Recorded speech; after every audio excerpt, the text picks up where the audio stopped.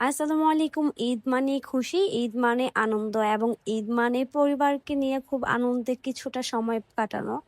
তো ঐদিন আমরা মেজো খালামণির বাসায় গিয়েছিলাম। দেন রিক্সার জন্য ওয়েট করতেছি। আমার নানু বাসায় সবাই গিয়েছিলাম মেজো খালামণির বাসায়। আমরা একদিন আগেই চলে গিয়েছিলাম ছোট খালামণির বাসায়।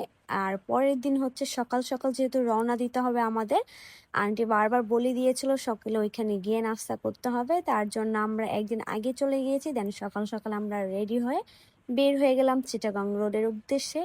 এইদিকে আঙ্কেল কিছু ফ্রুটস নিয়ে নিল। দেন আবারও আমাদের গন্তব্যের জন্য আমরা রওনা দিয়ে দিলাম। আসলে অন্যদের ঈদ কেমন কাটে জানি না, তবে আমার ঈদ কাটে আমার নানুর বাসায়, আমার দাদুর বাসায়। সবার সাথে খুব আনন্দ হয়, সবাই একসাথে হয়, সবাই আসে ঈদের মধ্যে, খুবই ভালো লাগে।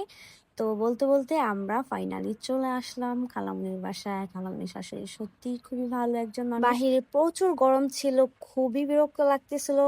1 ঘন্টা প্রায় লেগেছে মনে হয় আসতে। আসার সাথে সাথে আমাদের জন্য শরবত নিয়ে এসেছিল, ঠান্ডা ঠান্ডা। দেখেন সারিকার কি হাসি। দেন শরবতটা খেয়ে প্রাণটা জোড়ালো। দেন সাথে সাথে আমরা গরম গরম পরোটার সাথে মাংস খেতে বসে পড়লাম। সেখানে তারা রান্না করতেছিল, আমি কিছু ভিডিও ক্লিপ নিয়ে নিলাম। নাস্তা করে আমরা সুইমিং পুলে গিয়েছিলাম প্রায় 1 ঘন্টার জন্যই। সেটা তো আপনারা ব্লগে দেখেছিলেন। প্রচুর গরম পড়েছিল। এসে দেখে আমাদের জন্য খাবার সার্ভ করতেছিল। সো এর মাঝে আমার আবার ফোনটার চার্জ শেষ হয়ে গিয়েছিল। খাবারের আমি আর কোনো ক্লিপ নিতে পারিনি। দেন এটা বিকেলে এরপর আর কি, বিকেলের পর আমাদের জন্য হালকা নাস্তা নিয়ে এসেছিল, চা নিয়ে এসেছিল, চা খেলাম। দেন সেখানে আবার আঙ্কেলের স্পেশাল চটপটি বানাচ্ছিল আঙ্কেল। আমরা যখনই একসাথে স্পেশাল চটপটিটা খাবই, আঙ্কেল হাত চটপটিটা খুবই মজা হয়। এর আগে অনেক ব্লগে আপনারা দেখেছিলেন, আমরা অলওয়েজ খাই। দেন আজকেও খেয়ে এসেছি। তো এই ব্লগটা আরো 2-3 দিন আগে। ঈদের পর থেকে এ পর্যন্ত নানুর বাসায় ছিলাম এবং এক একজনের বাসায় গিয়ে খেতে খেতে আমি পুরো শেষ। মানে এক এক সময় এক এক আইটেম। দেন আর একদিন পর আমাদের বাসায় আবার ফুপিরা আসবে, সেখানেও একটা ব্লগ আপনারা দেখতে পারবেন। তো এখানে আমি আবার চটপটি নিয়ে আমি ফেলে দিয়েছিলাম এবং বলতেছিলাম সেখানে আমার আম্মু থাকলে অবশ্যই আমি বকা শুনতাম। তবে সেখানে আম্মু ছিল না দেখে বকাটা মানে খাইনি।